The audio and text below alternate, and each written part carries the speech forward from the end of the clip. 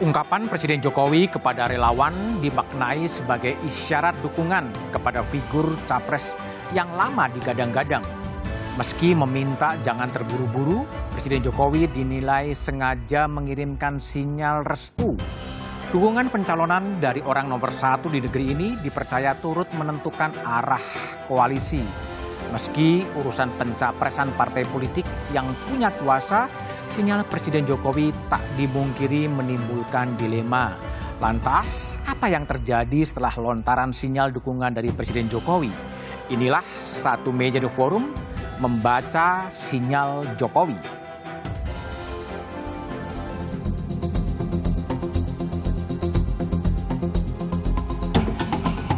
Urusan politik, ojo kesusu sih. Jangan tergesa-gesa, meskipun mungkin yang kita dukung ada di sini.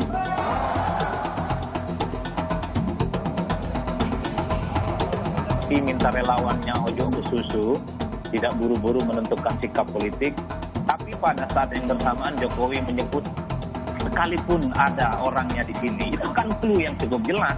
Hanya ada Ganjar Pranowo di situ yang kemudian selalu digadang menjadi capres 2024.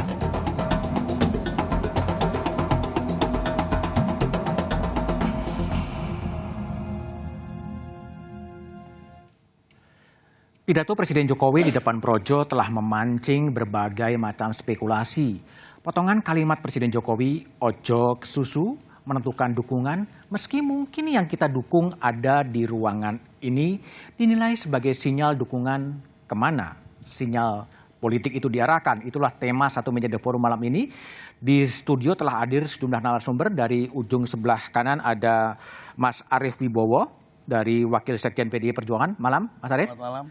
Kemudian di sebelah kanan saya ada Mas Jasilul Fawait, Wakil Ketua Umum Partai Kebangkitan Bangsa. Malam, Mas Jasil. Malam, Mas Budi. Di sebelah kiri saya ada pengamat politik Yunarto Wijaya dan melalui sambungan Zoom ada Ketua Umum Projo Budi Aristiadi. Ya, sebelum kita memulai diskusi, kita coba dengar apa sih persis yang disampaikan oleh Presiden Jokowi di acara Projo. Urusan politik, ojo kesusu sih. Jangan tergesa-gesa, meskipun mungkin yang kita dukung ada di sini.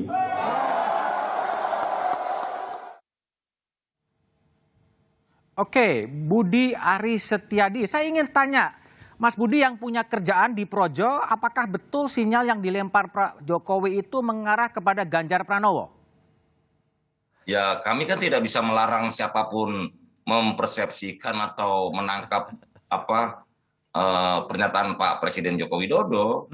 Nah, itu publik sah-sah saja menafsirkan seperti itu. Termasuk dari kami juga banyak yang menafsirkan seperti itu. Tapi seperti perintah Pak Jokowi, kita tidak tergesa-gesa. Karena itulah Projo ora kesusu. Karena Pak Presiden sudah menyatakan ojo kesusu. Jangan tergesa-gesa, jangan terburu-buru karena masih ada dinamika persoalan yang harus kita hadapi. Terutama ketidakpastian global dan juga harga-harga komoditas yang harus dimanage dan diperhatikan oleh pemerintah. Mas Budi, kalau kita dengar ya dari teman-teman yang ada di Projo ketika Pak Jokowi mengatakan bahwa mungkin nih yang didukung ada di sini, banyak orang yang teriakan Ganjar, memang ke situ arahnya atau gimana? Ya, itu kenyataan yang ada bahwa memang barisan kami ini, Projo ini banyak yang bersimpati atau banyak yang punya preferensi kepada Mas Ganjar, walaupun kami dalam Rakernas 5 kemarin memutuskan untuk menggelar musyawarah rakyat untuk menggali calon-calon pemimpin Indonesia di masa depan. Karena kami menilai bahwa untuk urusan kepemimpinan nasional ini rakyat harus dilibatkan sejak awal dari proses pengambilan keputusan. Kita mendengar aspirasi rakyat karena perintah Pak Presiden jelas harus menggali apa yang diinginkan oleh rakyat. Begitu, Mas Budiman. Terus hasil galiannya apa? Ya ini kan galian ini kan proses, kan masih ada waktu. Oh, masih ada waktu. Jadi, Tapi ini Rakernas kira-kira 5 ini arahan adalah gitu, awal- arahan Pak Jokowi kepada Projo untuk mengarah pada Ganjar gitu. Oh, enggak, itu kan enggak se-eksplisit itu. Tapi yang pasti kan begini loh, bahwa kami diminta untuk terus menggali. Karena kan selain figur, kita juga ada aspirasi-aspirasi yang harus diserap dari seluruh rakyat. Rakernas 5 ini kan political gymnastik kita, senam-senam politik. Ini awal konsolidasi kita, terutama awal konsolidasi terhadap rakyat, kepada rakyat untuk terus bergerak bersama, menyerap, mendengarkan masukan rakyat, dengar pikiran-pikiran rakyat, perasaan-perasaan rakyat, semuanya. Dan ini sejak Rakernas 5 ini kita memulai itu semuanya, karena instruksi Pak Presiden jelas kita harus terus turun ke masyarakat, mendekati rakyat dan mendengar seluruh apa yang diinginkan oleh rakyat. Nah, yang ditangkap oleh Projo selain Mas Ganjar, siapa lagi Mas Budi? Ya kita nggak mau berspekulasi lah. Ini kan semuanya sudah kayaknya mengarah, apa yang dikatakan Pak Presiden mengarah kepada Mas Ganjar. Kita kan nggak bisa juga bilang enggak. Pada kenyataannya persepsi itu udah terbentuk, begitu loh. Loh, yang ada di situ yang capres kan Mas Ganjar atau ke Budi Ari sebetulnya. Di situ yang datang tuh Pak Muldoko ada. Ya, Pak Muldoko, Bu Iriana. Saya kan juga ada ketua umum, walaupun saya nggak akan nyapres. Pak Muldoko, Pak Sidarto. Iya. Atau Pak Jokowi sendiri. Atau Pak Jokowi sendiri. Atau Pak Jokowi sendiri gitu loh. Oh. Karena ada di sini. Jadi memang semuanya bisa merasa itu ya, Bisa GR gitu ya. tafsir serba mungkin lah. Oke. Tapi yang pasti spiritnya bahwa Pak Jokowi ini mennyatakan bahwa yang ada di sini akan kita dukung, begitu loh. Oh. Siapapun nanti yang akan maju atau berlaga dalam Pilpres 2024. Oke, baik, Mas Budi. Saya ke Mas Yunarto Wijaya dulu. Saya pikir ke Mas Arief dulu. Enggak, saya ke sampean dulu aja. Anda kok yakin bahwa sinyal itu diarahkan ke Jokowi? Ke Ganjar? Saya 3 kali ya dengan Mas Budi. Muni nih ya berbicara mengenai hal ini setelah Rakernas. Dan terlihat bahkan dari Mas Muni pun ada pergeseran. Sebelumnya 2 kali saya talk show di TV tidak pernah keluar istilah Mas Ganjar. Tadi Mas Muni saya nggak tahu ada perenungan apa hampir seminggu ini. Apa artinya? Ya naif kalau kita mengatakan tidak ada maksud dari Pak Jokowi. Naif kalau kita katakan ada slip of tongue dan tidak dimaksudkan untuk menunjukkan seseorang. Dan naif juga kalau kita mengatakan bahwa itu tidak Ganjar Pranowo. Karena kalau kita bicara nama secara teknis nih ya, Opa Darto tidak mungkin. Tidak mungkin. Muldoko walaupun katakanlah namanya sering disebut tapi tidak berada di papan atas pencapresan. Dirinya sendiri, katakanlah 3 periode Pak Jokowi sudah berkali-kali membantah. Sehingga kemudian, apalagi kemudian disambut dengan teriakan Ganjar. Didukung pula oleh data-data secara kronologis tanpa peristiwa Rakernas Projo pun kita tahu, pertama elektabilitas Ganjar tertinggi.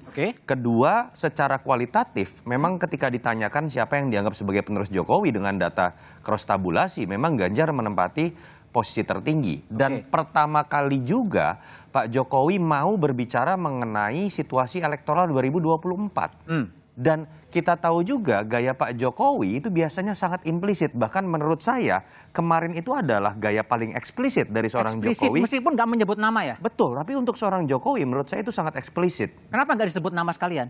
Ya memang bukan gaya Pak Jokowi. Dan kedua ketika kita bicara kode etik pun sepertinya kalau bicara mengenai nama itu kan bentuk deklarasi. Padahal kita tahu sebenarnya di Amerika Serikat biasa saja Obama mengendorse Hillary Clinton saat itu walaupun kalah ya. Tapi saya pikir dalam budaya di Indonesia termasuk budaya Jawa Pak Jokowi sampai ujung kampanye pun saya melihat mungkin Pak Jokowi tidak akan pernah mengeluarkan nama. Jadi kalau ada sesuatu yang agak kontradiktif ya, pada satu sisi mengingatkan ojo ke susu karena ketidakpastian globalnya begitu tinggi, tetapi memberikan sebuah sinyal politik yang meningkatkan political tension. Poinnya begini, Mas Budiman, ini bukan hanya tentang Ganjar. Yang ingin ditunjukkan kan lebih daripada itu. Pertama menurut saya adalah dalam kapasitas sebagai tokoh politik, beliau ingin mengatakan, saya incumbent yang akan pensiun, tapi saya tidak ingin menjadi penonton. Saya ingin menjadi salah satu sutradara politik. Berbeda dengan SBY yang akhirnya hanya menjadi penonton. Kedua, sebagai pemimpin koalisi, ini yang penting. Masuk juga ke menjawab pertanyaan Mas Budiman. Beliau adalah pemimpin koalisi secara tidak langsung begitu ya, bosnya Gus Jazilul juga gitu kan. Dan di situ dia punya kemampuan untuk mendorong penerusnya melewati prasyarat pertama menjadi seorang capres. Seseorang dengan aturan yang kita miliki sekuat apapun tapi tidak direstui oleh partai-partai, dia tidak akan bisa menjadi bahkan capres, apalagi presiden. Dan kenapa dilempar jauh-jauh hari? Ini adalah menurut saya bola panas yang dilempar menjawab pertanyaan implisit tanda kutip partai-partai. Pak Jokowi sebenarnya maunya siapa? Sehingga sekarang mungkin ketika bola panas sudah dilempar, yang tinggal kita dengarkan adalah respon dari PKB, respon dari PDI Perjuangan, mungkin PAN yang katanya mau masuk koalisi dan lain-lain. Yang terakhir baru kemudian beliau berbicara dalam kapasitas sebagai presiden, jaga juga stabilitas politik, walaupun kita sudah punya jagoan, tapi dengan bahasa lain, ikuti cara saya. Itu ditujukan kepada relawan Projo, simpatisan, dan mungkin partai-partai juga. Tadi Toto mengatakan nunggu PKB gitu. Ini setelah ada sinyal, nggak tahu samar atau enggak, gimana Gus Jazil?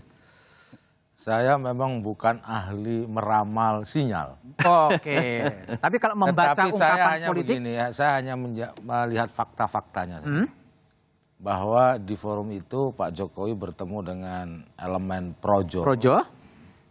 Artinya Pak Jokowi tidak bertemu dengan partai koalisi, tapi bertemu dengan elemen Projo. Dan itu sah-sah saja. Yang kedua, yang ada di situ kebetulan gubernur Jawa Tengah yang kebetulan nggak tahu ini Pak Arif nanti yang menjelaskan apakah beliau masih kader PDI atau tidak.